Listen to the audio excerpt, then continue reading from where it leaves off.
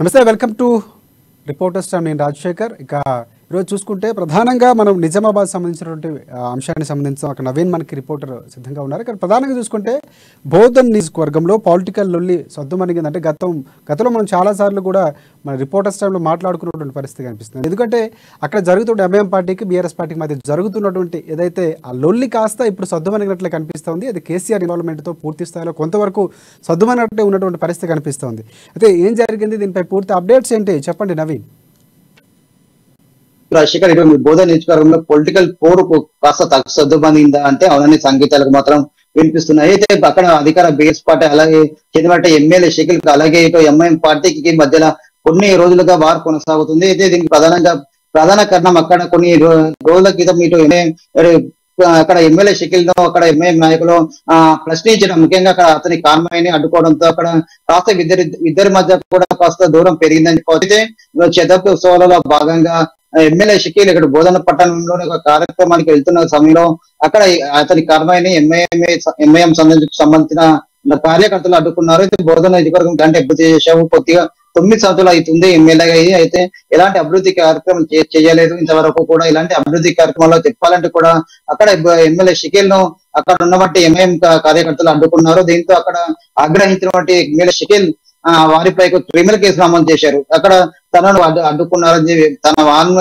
అడ్డుకోవడమే కాకుండా మారునేలతో తనకు సమయానికి కూడా వచ్చారని చెప్పి కూడా వారి కొందరు ఇద్దరు ఎంఐఎం సంబంధించిన కార్పొరేటర్లు అలాగే ఎంఐఎం కార్యకర్తలపై 6గురిపై కూడా పోలీస్ స్టేషన్ లో కేసు చేశారు. అయితే దీంతో పోలీసులు వారిపై కేసు నమోదు చేసుకుని నిజామాబాద్ జైలు కూడా తరలించారు. అయితే దీనికి ఆగ్రహించినటువంటి ఎంఐఎం అధినేత అసౌద్దీన్ ఓవైసీ ఉటావుటిన బోధన్ ఇటు నిజామాబాద్ చేరుకుని అక్కడ ఎంఐఎం కార్యకర్తలతో పరామర్శించిన అనంతరం అక్కడ నిజామాబాద్ లో రిపోర్ట్ మీడియాతో మాట్లాడుతూ తమ అమాయకరమైన కార్యకర్తలపై ఆ తప్పుడు కేసులు షకీల్ నమోదు చేశారని చెప్పి ఖచ్చితంగా ఎమ్మెల్యేకు తగిన బుద్ధి చెప్తామని చెప్పి కూడా ఓవైసీ అక్కడ చెప్పారు. అయితే దీంతో ఖచ్చితంగా నిజామాబాద్ జిల్లాలో మొత్తం 9 నియోజకవర్గాలతో పాటు ఎమ్మెల్సీ కేసీఆర్ కూతురు కల్వకుంట్ల కవితను గెలిపించడానికి తమ కార్యకర్తలు ఎంతో కృషి చేశారని చెప్పి, కానీ అనవసరంగా తమ కార్యకర్తలపై తప్పుడు కేసులు నమోదు చేశారని చెప్పి ఖచ్చితంగా నిజామాబాద్ జిల్లాలో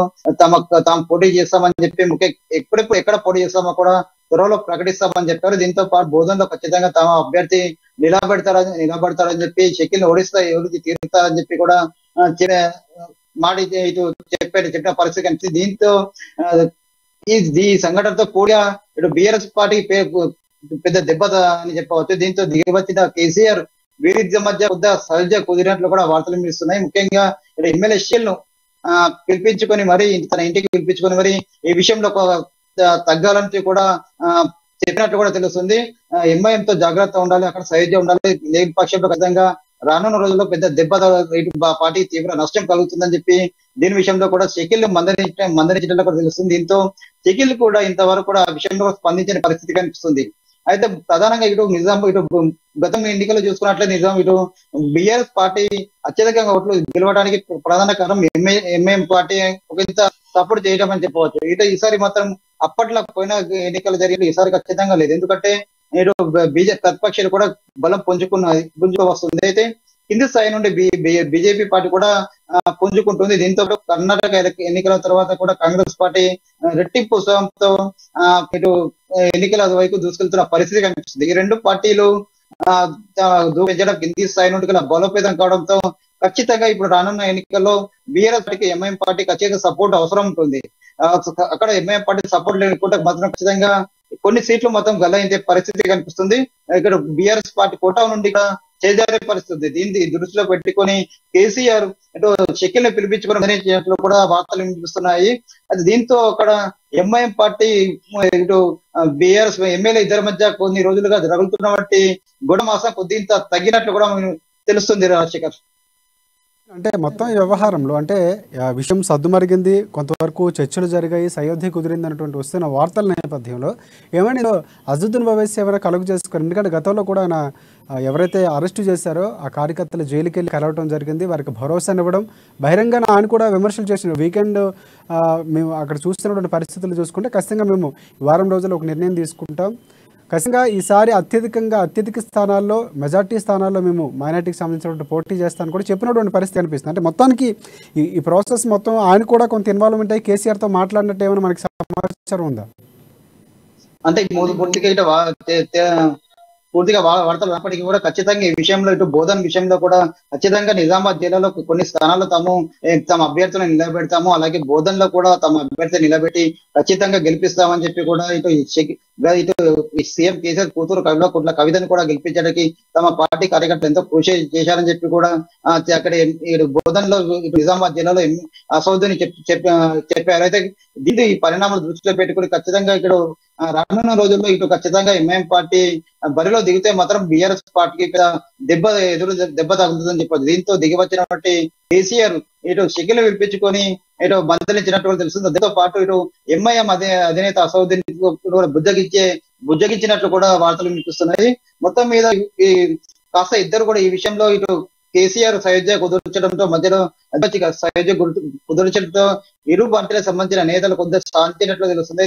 ఖచ్చితంగా ఇప్పుడు బోధనతో పాటు మిగతా ప్రాంతాల్లో కూడా తమ అభ్యర్థిని నిలబెట్టని చెప్పిన ఎంఐఎం ఓవైసీ చెప్పిన నిర్ణయాన్ని కూడా కొద్దిగా వాయిదా వేసినట్లు కూడా తెలుస్తుంది. మొత్తం మీద చూసుకున్నట్లు నిజామాబాద్ ఇటు బోధన కాలంలో ఈ రెండింటి మధ్యలో మాటల యుద్ధం కాస్త తగ్గిందని చెప్పవచ్చు రాజశేఖర్.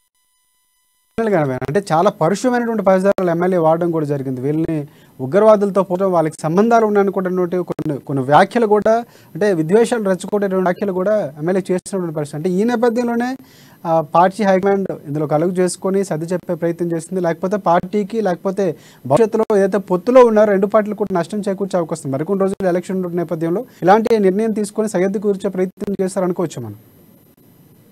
ఖచ్చితంగా అనుకోవచ్చు. ఎందుకంటే ఇటు గతంలో కూడా ఎన్నికల్లో కూడా తెలంగాణలో అత్యధిక స్థానాలు కూడా బీఆర్ఎస్ గెలుపొందింది. ఇప్పుడు పరిస్థితి వేరే ఉంది.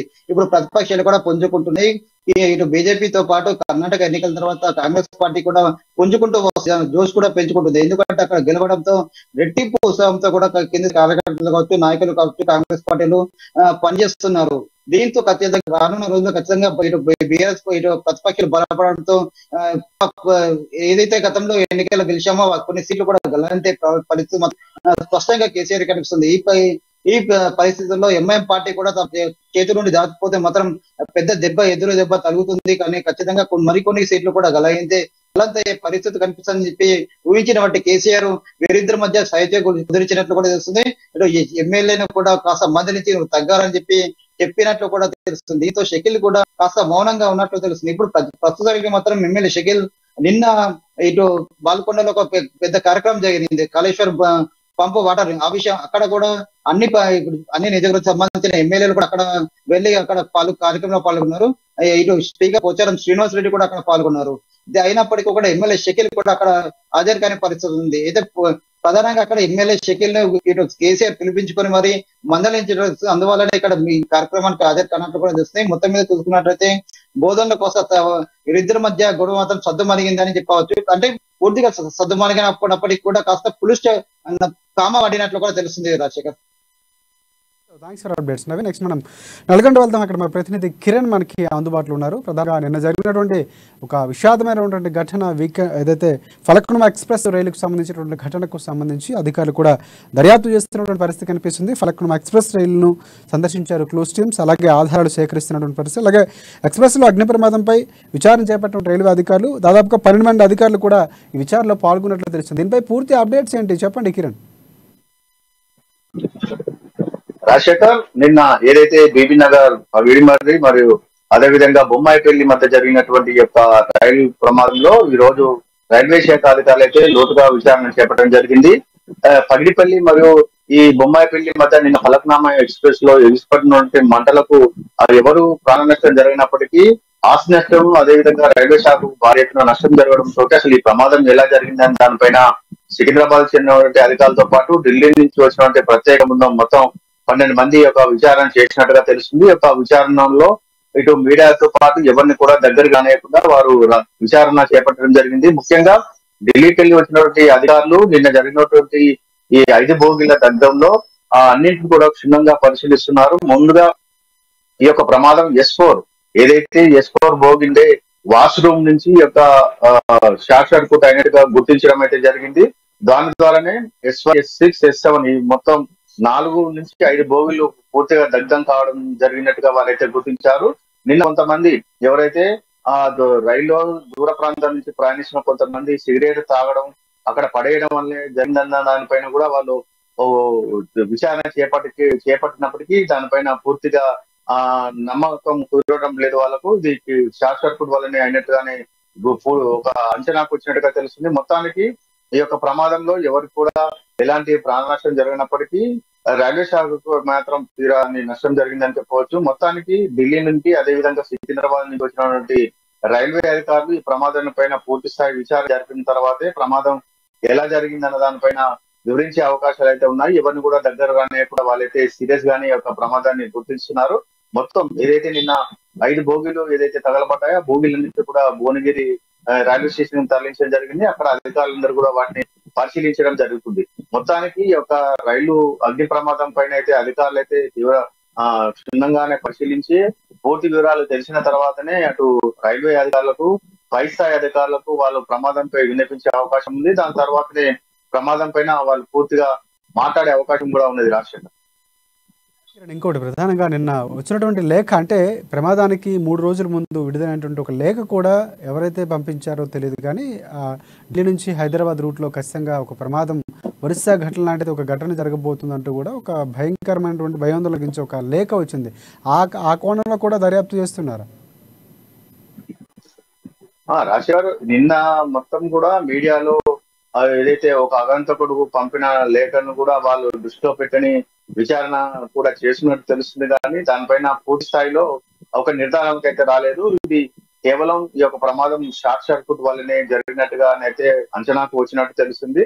అసలు ఎలా జరిగింది, ఎవరి ప్రమాదం ఎవరి వల్ల జరిగింది అనే దానిపైన వస్తున్నారు. ఇది రైల్లో ఉన్నటువంటి సాంకేతిక లోపం కారణంగా జరిగిందా లేకపోతే ఏ విధంగా జరిగింది అన్న పైన వాళ్ళు పూర్తి స్థాయిలో క్షుణ్ణంగా పరిశీలించిన తర్వాతనే వివరాలు వెల్లడించే అవకాశాలు అయితే మొత్తం కనిపిస్తున్నాయి. ఇటు మీడియా కానీ అటు ఎవరిని కూడా దగ్గర లేకుండా వారు క్షుణ్ణంగా విచారణ అయితే చేపట్టడం జరిగింది. ఈ యొక్క విచారణలో నిజ నిజాలు తెలుసుకొని పూర్తి స్థాయిలో అక్కడ ఏదైతే వాళ్ళకి ఆధారాలు లభ్యమవుతాయో ఆధారాల ఆధారంగానే ఇటు మీడియాకు కానీ అటు పై అధికారులు కానీ వాళ్ళకి చెప్పే అవకాశం ఉంది. అయితే ఈ ప్రమాదంలో ఎంత ప్రాణ నష్టం జరగడానికి పూర్తి స్థాయిలో 5 బోగీలు జరగడం వల్ల, అదే విధంగా ఏదైతే ప్రయాణికులు నిన్న రైల్లో ప్రయాణిస్తున్నారో వారు దాదాపు చాలా మంది మా యొక్క ప్రాణాలను కాపాడుకునేందుకు రైలు దిగడం జరిగింది. వారి యొక్క బ్యాగులను వారి యొక్క డబ్బుతో పాటు బంగారు వస్తువులను కూడా అందులోనే వేసి కిందికి దిగడం జరిగింది. వాటిపైన కూడా వివరాలు సేకరిస్తూ ఎవరైతే ప్రయాణికున్నారో వారి యొక్క ప్రయాణికులతో పాటు వారు ఏదైతే తమ వస్తువులు ఉన్నారో వాటి వివరాలను కూడా వాళ్ళు తెలుసుకున్నట్టుగా తెలుస్తుంది. మొత్తం పూర్తి స్థాయిలో విచారణ జరిపి ఈ యొక్క నివేదికను పై అధికారులకు అందించే అవకాశాలు అయితే ఉన్నాయి. రాజశేఖర్, రైట్. అంటే ఫైనల్గా అంటే ఫైర్ ఎక్కడ జరిగింది, అంటే ఫైర్ ముందు సంభవించడానికి షార్ట్ సర్క్యూట్ కారణమా లేకపోతే మిగతా కారణాలనే కోణంలో అలాంటి ఎలాంటి అక్కడ అంటే సంబంధించినటువంటి ఏ థింగ్స్ని వాళ్ళు అక్కడ సేకరిస్తున్నారు, ఏమైనా మన దగ్గర సమాచారం ఉంది? అంటే ప్రధానంగా ఏ కోణంలో వెళ్తున్నారు, దర్యాప్తు ఎలాగా అంటే సేకరించే పనులు అధికారులు ఎవరైతే ఢిల్లీ నుంచి కూడా 12 మంది అధికారులు వచ్చారు కాబట్టి స్పెషల్ టీం రావడంతో ఏ విధంగా అక్కడ ఉన్నటువంటి దర్యాప్తు జరుగుతుంది, ఏమైనా అప్డేట్స్ ఉన్నాయి మీ దగ్గర? అయితే ఢిల్లీతో పాటు సికింద్రాబాద్ కి వచ్చినటువంటి రైల్వే అధికారులు ముందుగా ఏదైతే ప్రమాదం అసలు ఎలా జరిగింది అనే దానిపైన మొదటగా వాళ్ళ విచారణ ప్రారంభించడం జరిగింది. అయితే వారి విచారణలో S4 బోగీలో వాష్రూమ్ ఏదైతే ఆ ప్రయాణికులు ఉపయోగించే వాష్రూమ్ వద్దనే ఈ యొక్క షార్ట్ సర్క్యూట్ అయినట్టుగా తెలుస్తుంది. కొంతమంది ప్రయాణికులు కూడా వాష్రూమ్ దగ్గర నిన్న మనం అనుకున్నట్టుగా సిగరెట్ తాగి అక్కడ వదిలేశారన్న కారణంతో వాళ్ళు ఆ విధంగా కూడా విచారణ అయితే చేపట్టారు. కాకపోతే ఈ యొక్క S4 ఏదైతే వాష్రూమ్ ఉందో అక్కడనే మొదటగా షార్ట్ సర్క్యూట్ చెలరేగి అక్కడి నుంచి మంటలు మిగతా బోగిలకు అంటుకున్నట్టుగా వాళ్ళైతే ఒక ప్రాథమిక నిర్ధారణకు వచ్చారు. S4 తో పాటు S5, S6, S7 తో పాటు మరొక బోగి కూడా ఈ యొక్క విద్యుత్ షార్ట్ సర్క్యూట్ తో పూర్తిగా దగ్ధమైంది. ఈ యొక్క S4 ద్వారానే మిగతా బోగిలకు మంటలు వ్యాపించి ఆ బోగిలు కూడా పూర్తిగా అగ్నికి ఆగుతాయని అయితే రైల్వే అధికారులు అయితే ఒక అంచనాకు వచ్చారు. పూర్తి స్థాయిలో అయితే వారైతే క్షుణ్ణంగా పరిశీలిస్తున్నారు. రేపు కానీ సాయంత్రం కానీ అసలు ప్రమాదం ఏ విధంగా జరిగింది, దీనికి షార్ట్ సర్క్యూటే ప్రధాన కారణం అనే దానిపైన కూడా వాళ్ళు పూర్తి స్థాయిలో విచారణ జరిపి ఆ యొక్క నివేదికను అధికారులకు అందించే అవకాశం ఉంది. దాని తర్వాత ప్రమాదం పైన మీడియాకు కూడా వివరాలు అందించే అవకాశాలు ఉన్నాయి. రాజశేఖర్, ఏదైతే అంటే ఆ ట్రైన్ మొదలవుతున్నటువంటి సమయంలో ఎవరెవరు ట్రైన్ ఎక్కారో దానికి సంబంధించిన సీసీ ఫోటోలు సేకరించడం, అక్కడ ఎక్కడ ఉండే ప్రయాణికులు కూడా ఒక రకంగా అంటే ముందు కొన్ని వదంతులు రావడం అంటే సిగరెట్ దగ్గర కాల్చడం వల్ల జరిగిందా, లేకపోతే కావాలని అన్వాంటెడ్ కొంతమంది వ్యక్తులకి అల్లరి ఏమైనా సృష్టించే ప్రయత్నం చేస్తున్నారంటే లేఖ విడుదల నేపథ్యంలో అలా కూడా ఆ కోణంలో కూడా ఏమైనా విచారిస్తున్నట్టు ఏమైనా మనకు సమాచారం ఉందా?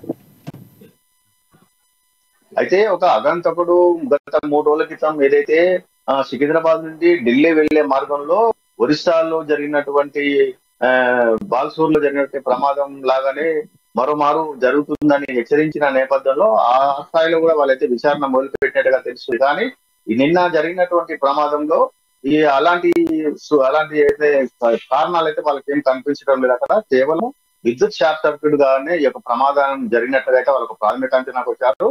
అదే విధంగా ఏదైతే ఇది బెంగాల్ నుండి సికింద్రాబాద్ వరకు ఏదైతే ఈ రైలు ప్రయాణం కొనసాగిస్తుందో దాదాపు వేలాది మంది యొక్క స్టేషన్లలో దిగుతూ మరియు ప్రయాణం సాగించే వాళ్ళు ఉంటారు. వారందరి యొక్క ప్రయాణికుల వివరాలు పూర్తి స్థాయిలో లేనప్పటికీ మొదటి ప్రయాణం నుండి చివరి ప్రయాణం వరకు టికెట్ తీసుకున్న వారి యొక్క వివరాలు అయితే వారైతే సేకరించినట్టుగా తెలుస్తుంది. వారి యొక్క వివరాల ప్రకారము వారిని కూడా విచారించే అవకాశాలు కూడా లేకపోలేదు. ఎందుకంటే కొంతమంది సిగరెట్ తాగి అక్కడ జరిగిన ప్రమాదం అని కొంతమంది చెప్తున్నాము. అదే విధంగా ఒక అగంతకుడు ఒరిస్సా సంఘటన లాగే రైల్లో మరోసారి అదే విధమైన సంఘటన చోటు చేసుకుంటుందని హెచ్చరికలు చేసిన నేపథ్యంలో వారు ఎవరైతే రిజర్వేషన్ చేసుకున్నారో ఆ యొక్క రిజర్వేషన్ ప్రకారము ఆ యొక్క ప్రయాణికుల వివరాలు కూడా తెలుసుకొని అవసరమైతే వారిని కూడా విచారించే అవకాశాలు కూడా లేకపోలేదు. మొత్తానికైతే ఈ రోజు వారైతే కేవలం ఈ యొక్క విద్యుత్ షార్ట్ సర్క్యూట్ వల్లనే ఈ ప్రమాదం జరిగిందా అనే దానిపైన అయితే ఈ రోజు లోతుగా అయితే విచారణ ప్రారంభించడం జరిగింది. రాజశేఖర్, నెక్స్ట్ మనం ఆదిలాబాద్ వెళ్దాం. అక్కడ మా ప్రతినిధి జోషి మనకి అందుబాటులో ఉన్నారు. ఇక్కడ పోడు భూముల హక్కు పత్రాల పంపిణీలో డొల్లతనం బయటపడుతున్నట్టు తెలుస్తూ ఉంది. అర్హులను విస్మరించారంటూ ఆదివాసీలు ఎవరైతే ఉన్నారో వారు ఆందోళన చేస్తున్నటువంటి పరిస్థితి కనిపిస్తుంది. ప్రభుత్వ వైపు బాల్కసుమన్ ఇలాకాలోనే పోడు రైతులు ఆందోళన వ్యక్తం చేస్తున్నటువంటి పరిస్థితి. అర్హులకు పత్రాలు అందలేదా, లేకపోతే అన్ని పథకాలకు ఇది కూడా జరిగిందా, దీనిపై రీసర్వే చేయాలంటే కూడా ఆందోళనలు డిమాండ్ చేస్తున్నటువంటి పరిస్థితి కనిపిస్తుంది. దీనిపై పూర్తి అప్డేట్స్ ఏంటి చెప్పండి జోషి. అంటే తెలంగాణ రాష్ట్రం ఏర్పడినప్పటి నుండి ప్రజారంజకమైనటువంటి పథకాలు ఎన్నో అమలు చేస్తున్నామని చెప్పి గొప్పగా చెప్పుకునేటటువంటి పాలకులు గత పథకాలను చూసినట్లయితే అన్ని కూడా కొంత డొల్లతనంతో కూడుకున్నాయని చెప్పి క్రమంగా బయటపడుతున్నటువంటి పరిస్థితి. అయితే తాజాగా ఎన్నో పోరాటాలు ఆదివాసీలకు సంబంధించినటువంటి ఎన్నో పోరాటాల తర్వాత పోరాటాల ఫలితంగానా లేకపోతే ప్రభుత్వం గతంలో ఇచ్చినటువంటి హామీ ప్రకారంగానా అనేది పక్కన పెడితే ఈ మధ్య కాలంలో ఏదైతే పోడు భూములకు పట్టాలు ఇచ్చేటటువంటి కార్యక్రమం పంపిణీ చేసేటటువంటి కార్యక్రమం మొదలు పెట్టారో దానికి సంబంధించి పూర్తిగా డొల్లతనం అంతా కూడా బయటపడ్డటువంటి ఘటనగా తాజాగా చెన్నూరు నియోజకవర్గ పరిధిలోని కోటపల్లి రేంజ్ ఆఫీస్ వద్ద అటవీ రేంజ్ అధికారి కార్యాలయం ఆ మండలానికి చెందినటువంటి కొంతమంది ఆదివాసీలు చేపట్టినటువంటి ఆందోళన ఈ విషయాన్ని మనకు స్పష్టం చేస్తుంది. అంటే ఈ నెల 3వ తేదీన చెన్నూరు నియోజకవర్గ వ్యాప్తంగా ఉన్నటువంటి 666 మంది ఆదివాసీలకు 100 పైసలకు ఎకరాలను పంపిణీ చేయడం జరిగింది. వాటికి సంబంధించినటువంటి హక్కు పత్రాలను పట్టాల రూపంలో అందించడం జరిగింది. అయితే ఈ పంపిణీ చేసినటువంటి ఏవైతే హక్కు పత్రాలు పట్టాలు ఉన్నాయో అవన్నీ కూడా అనర్హులకు ఇవ్వడం జరిగింది.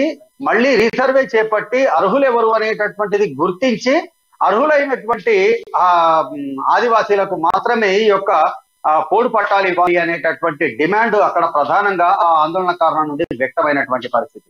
అంటే ఆ యొక్క ఆందోళనకారులు ఏవైతే డిమాండ్ చేశారో ఆ కోణంలో చూసినట్లయితే గతంలో మనము రైతు బంధు కావచ్చు, అంటే దళిత బంధు కావచ్చు, 3 ఎకరాల దళిత బస్తీకి సంబంధించినటువంటి 3 ఎకరాల భూ పంపిణీ కావచ్చు, ఇవన్నీ కూడా కేవలం అధికార పార్టీకి చెందినటువంటి కార్యకర్తలకు లేదా ప్రజాప్రతినిధులకు సంబంధించినటువంటి ఆ పార్టీకి చెందినటువంటి ప్రజాప్రతినిధుల అనుయాయులకు మాత్రమే ఈ యొక్క పథకాలు వర్తింపజేశారు అనేటటువంటి ఆరోపణలు ఇటు విపక్షాల నుండి రావడం జరిగింది. క్షేత్రస్థాయిలో కూడా ఈ యొక్క విషయం చాలా సందర్భాల్లో చాలా చోట్ల బయటపడడం జరిగింది. అయితే తాజాగా ఈ నెల 3వ తేదీ వరకు చూసుకున్నట్లయితే రాష్ట్ర వ్యాప్తంగా ఉన్నటువంటి 28 జిల్లాల పరిధిలో 1,51,148 ఎకరాల భూమిని హక్కు పత్రాల రూపంలో పట్టాల రూపంలో ఆదివాసీలకు పోడు భూములకు సంబంధించినటువంటి పంపిణీ చేపట్టడం జరిగింది. అయితే ఇప్పుడు ప్రస్తుతం చెన్నూరు ఏదైతే ఉందో బాల్కసుమన్ ప్రాతినిధ్యం వహిస్తున్నటువంటి ప్రభుత్వ విప్ బాల్క సుమన్ ప్రాతినిధ్యం వహిస్తున్నటువంటి చెన్నూరు నియోజకవర్గంలో చోటు చేసుకున్నటువంటి ఈ యొక్క ఆందోళన ఏదైతే ఉందో రాష్ట్ర వ్యాప్తంగా అట్టహాసంగా ప్రారంభించి గొప్పగా చెప్పుకుంటూ ఎన్నికల ప్రచారంగా ముందుకెళ్తున్నటువంటి అధికార పార్టీకి సంబంధించినటువంటి ఈ పోడు భూములకు సంబంధించినటువంటి పట్టాల వ్యవహారము పూర్తిగా డొల్లగా ఉందా అనేటటువంటి ఒక కొత్త ప్రశ్నను తెరపైకి తెస్తున్నటువంటి సందర్భం అంటే వాస్తవంగా ఇప్పుడు ప్రభుత్వానికి సంబంధించి కావచ్చు, ఇటు చెన్నూరు ఎమ్మెల్యే బాల్క సుమన్ కు కావచ్చు, మంచిర్యాల జిల్లాకు సంబంధించినటువంటి ప్రభుత్వ యంత్రాంగానికి ముందరున్నటువంటి సమస్య కావచ్చు, ఇది చాలా జటిలమైనటువంటి సమస్య. మనం దీన్ని చూడాల్సినటువంటి అవసరం ఉంది. ఒకవేళ రీసర్వే చేయించినట్లయితే ఖచ్చితంగా అర్హులు ఎవరు అనేటటువంటిది నిర్ధారించినటువంటి మొదటి జాబితా ఉందో అది ఖచ్చితంగా డొల్లతనం, అంటే అది పూర్తిగా అబద్ధము అనేటటువంటిది, అనర్హులకు పట్టాలు పంపిణీ చేశారు అనేటటువంటి విషయాన్ని పరోక్షంగా అంగీకరించిన వాళ్ళు అవుతారు. ఒకవేళ రీసర్వే చేపట్టనట్లయితే ఆదివాసీలకు సంబంధించినటువంటి ఈ కోటపల్లి మండలంలో చేసుకున్నటువంటి ఏదైతే ఆందోళన ఉందో అటువంటి ఆందోళన రాబోయే రోజులు రాష్ట్ర వ్యాప్తం కూడా ఆయన ఆశ్చర్యపోనవసరం లేదు.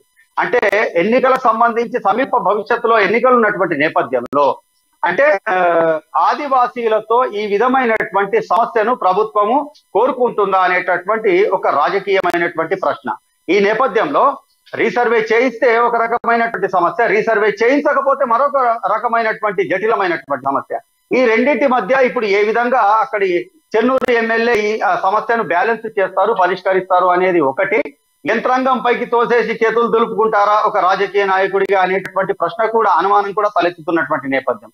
అదే కనుక జరిగినట్లయితే ఈ యొక్క అంటే వాళ్ళు సిఫారసు చేసిన ప్రకారంగానే గతంలో మాదిరిగా ఇప్పుడు కూడా ఒకవేళ జాబితా సిద్ధమైనట్లయితే ఎవరైనా ఒక అధికారి, దానికి సంబంధించినటువంటి అధికారి కనుక ఎక్కడైనా పొరపాటున నోరు తెరిచినట్లయితే మాత్రం ఖచ్చితంగా ప్రభుత్వానికి ప్రభుత్వ పార్టీలో ఉన్నటువంటి ఈ పాలక పక్షానికి చెందినటువంటి వీళ్ళ అబద్ధాలు, డొల్లతనం అంతా కూడా బయటపడేటటువంటి సందర్భం ఇది.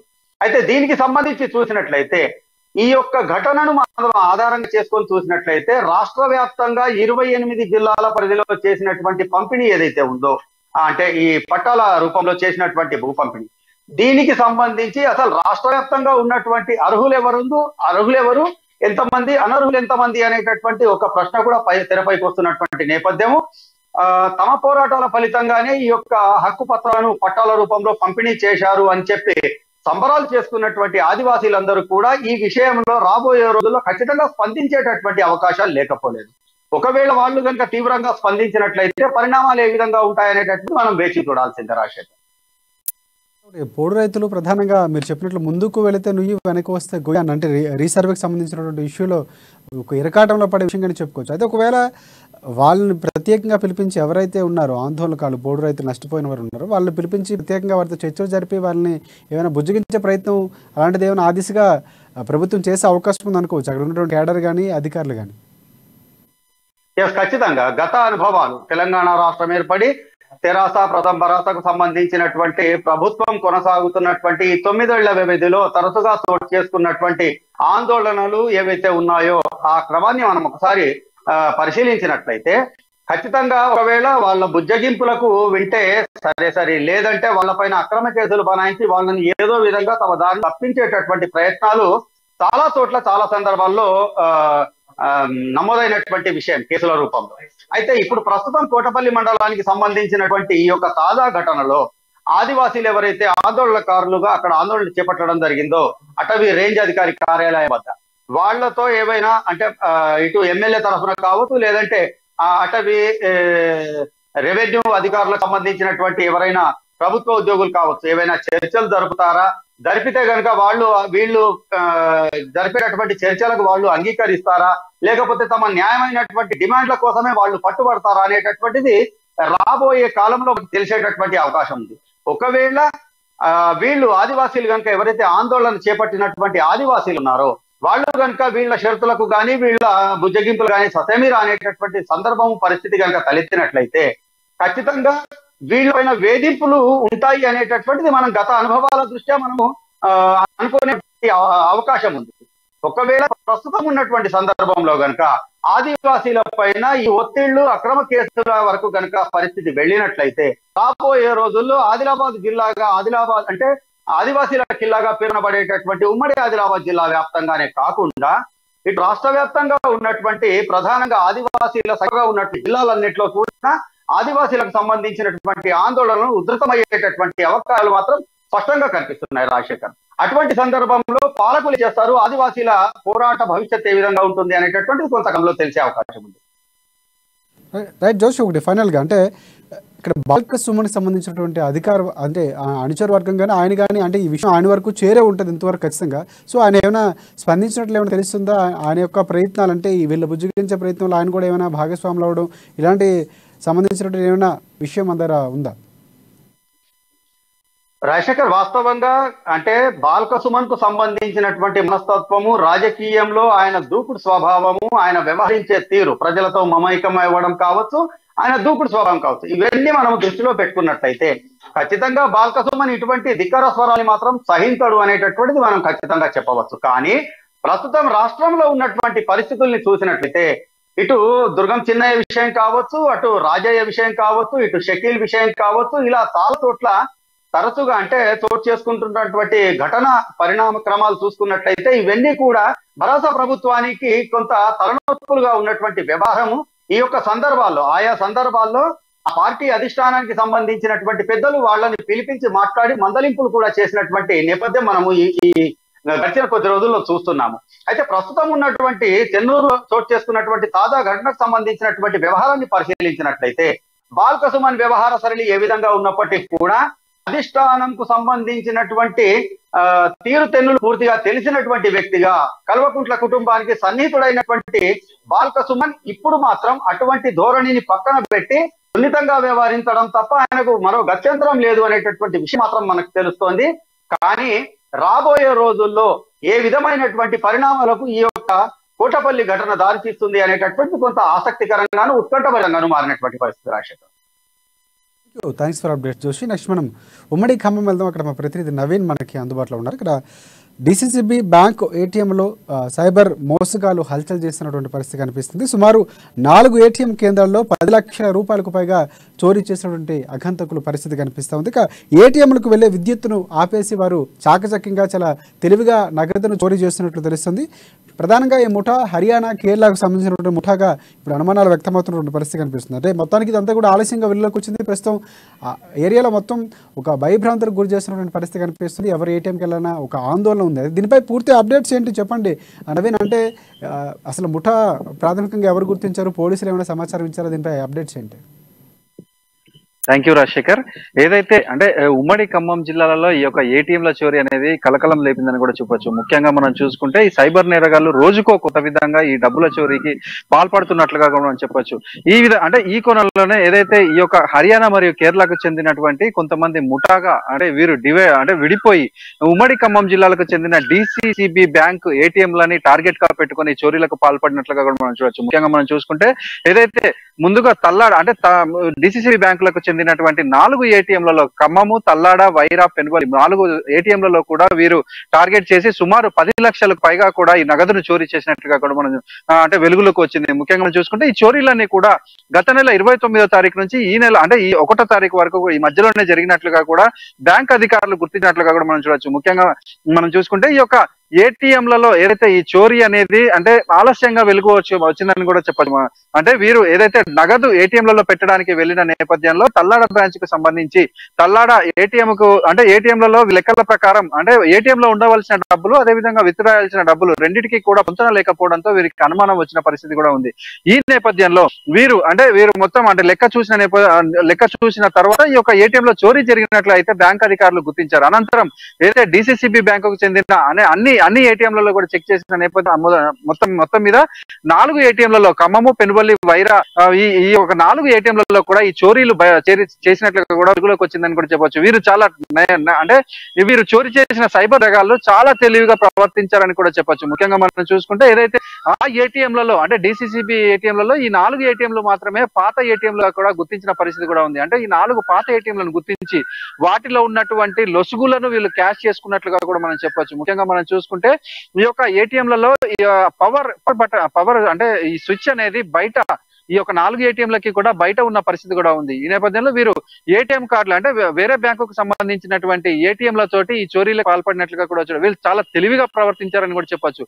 అంటే ఏటీఎం వేరే ఏటీఎం అంటే ఏదైతే మనం ఈ డిసిసిబి బ్యాంక్ ఏటీఎం కావచ్చు, లేకపోతే వేరే బ్యాంకు ఏటీఎంలలో వేరే బ్యాంకులకు సంబంధించిన ఏటీఎం కార్డులతోటి లావాదేవీలు చేసినప్పుడు మనం డ్రా చేసినటువంటి బ్యాంకుకి అదే విధంగా వేరే బ్యాంకుల ఏటీఎంలకి సమాచారం వెళ్ళి అక్కడి నుంచి వారు పర్మిషన్ ఇచ్చి డబ్బులు మరలా వీళ్ళకి పంపించాల్సిన నేపథ్యంలో వీరు చాలా తెలివిగా డిసిసిబి బ్యాంక్ నుంచి వీరు వేరే బ్యాంక్ ఏటీఎం కార్డు తోటి డబ్బులు డ్రా చేసి ఆ సమాచారం వెళ్లే లోపున వీళ్ళు పవర్ ఆఫ్ చేసినట్లుగా కూడా మనకు తెలుస్తుంది. అంటే ఈ పవర్ ఆఫ్ చేసిన నేపథ్యంలో వీరు ఇక ఖాతాలలో నుంచి డబ్బులు కట్ కాకుండానే వీరి చేతిలోకి అయితే డబ్బులు వచ్చిన పరిస్థితి కూడా ఉంది. అంటే చాలా ట్యాకిల్ గా అంటే ఇది అంటే ఎక్కడ కూడా ఏటీఎం లో చోరీ అనేటివి ఏటీఎం బద్దలు కొట్టడమా లేకపోతే వేరే పద్ధతులు అయితే మనం చూసాం. కానీ ఈ విధంగా డబ్బులు చోరీ కాలవడం అయితే మొదటిసారిగా ఈ ఖమ్మం జిల్లాలోనే జరిగిందని కూడా చెప్పొచ్చు. అంటే వీరు ఈ నేపథ్యంలో వీరు బ్యాంక్ అధికారులు సైబర్ పోలీసులకు సంప్రదించగా ఇటు సైబర్ పోలీసులు మరియు సిసిఎస్ పోలీసులు లోకల్ పోలీసులు వీరు ముగ్గురు కూడా ఈ యొక్క బ్యాంక్ ఏటీఎంలకు సంబంధించినటువంటి సీసీటీవీ ఫుటేజ్ పరిశీలించిన పిదప ఈ చోరీలు పాల్పడింది ఈ యొక్క అంటే లోకల్ వాళ్ళు కాదని వేరే రాష్ట్రాలకు చెందినటువంటి హర్యానా మరియు కేరళకు చెందినటువంటి దుండగులుగా కూడా వీరు గుర్తించిన పరిస్థితి కూడా ఉంది. అయితే వీరు పోలీసులు అయితే ఈ యొక్క కేసుని ఛేదించడం చివరి దశకు వచ్చినా కూడా వారిని అయితే 2-3 రోజులు పట్టుకుంటారని కూడా తెలుస్తుంది. ఏది ఏమైనప్పటికీ ఈ విధంగా సైబర్ నేరగాళ్లు ఏదో ఒక రూపంలో ఈ డబ్బులు చోరీకి పాల్పడుతుండడం ఇటు బ్యాంకు అధికారులకు కావచ్చు, అదే విధంగా పోలీసులలో అయితే కలకలం సృష్టించాలని కూడా చెప్పొచ్చు రాజశేఖర్.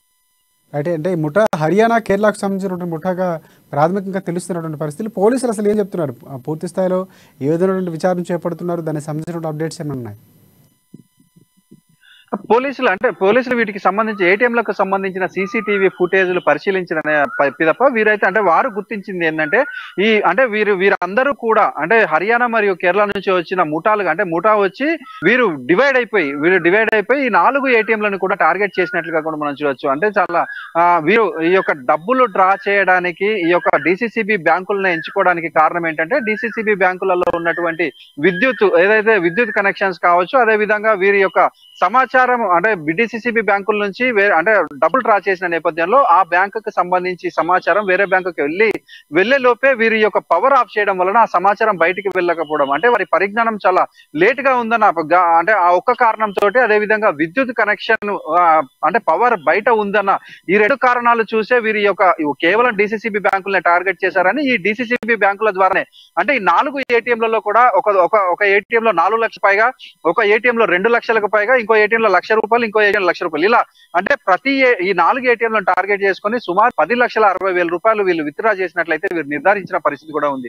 అంటే ఇప్పటికైనా ఈ డిసిసిబి బ్యాంకులు కావచ్చు ఏదైతే పాత టెక్నాలజీని వాడుతున్నటువంటి ఈ యొక్క ఏటీఎంలు అంటే త్వరగా అప్గ్రేడ్ కాని పక్షంలో ఈ యొక్క ఇటువంటి సైబర్ నేరగాళ్లు కావచ్చు లేకపోతే ఏదైతే ఈ యొక్క డబ్బులు వివిధ రూపాల్లో అంటే దొంగతనాలుగా చేయాలని భావించే వారికి ఇవన్నీ కూడా సులువు మార్గాలు అవుతున్నాయని కూడా చెప్పొచ్చు. ఇప్పటికైనా బ్యాంక్ అధికారులు కావచ్చు లేకపోతే పోలీసులు కావచ్చు వీటిపై క్షుణ్ణంగా పరిశీలించి వీటిపై చర్యలు తీసుకోవాలని ఇటు వాళ్ళ బ్యాంకు ఖాతాదారులను అదే ప్రజలైతే కోరుకుంటున్న పరిస్థితి కూడా ఉంది Rajasekhar. Right, thanks for updates. ఇది ఇవాటి రిపోర్టర్స్ టైం. రేపటి రిపోర్టర్స్ టైంలో మళ్ళీ కలుసుకుందాం. అంతవరకు చూస్తూనే ఉండండి అమ్మా న్యూస్, నిజం కోసం జనం కోసం.